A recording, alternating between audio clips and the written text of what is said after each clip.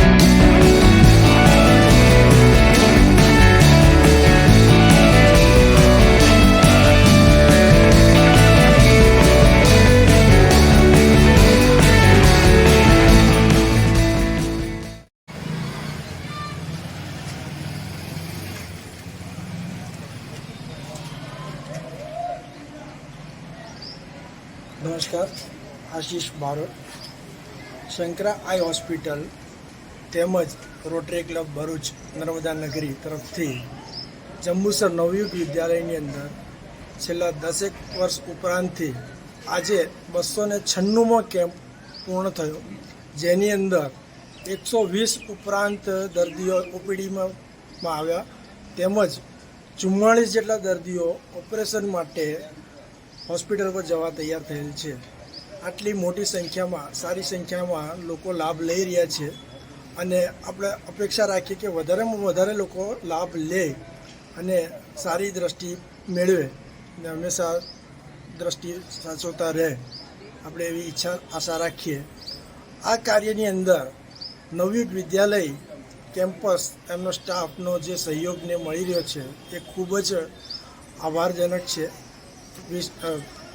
વખાણવા લાયક છે અને હંમેશા મળતો આવ્યો છે, ભવિષ્યમાં પણ મળતો રહેશે એવી અપેક્ષા રાખીએ છીએ। આ કેમ્પની અંદર મારી સાથે સહયોગી શ્રી ગિરીશભાઈ તેમજ ડૉક્ટર સ્ટાફમાં ડૉક્ટર પ્રભ તેમજ ડૉક્ટર પિંકી અને બીજા આસિસ્ટન્ટ સ્ટાફ સાથે કામ કરી રહ્યા છે અને સેવા આપી રહ્યા છે।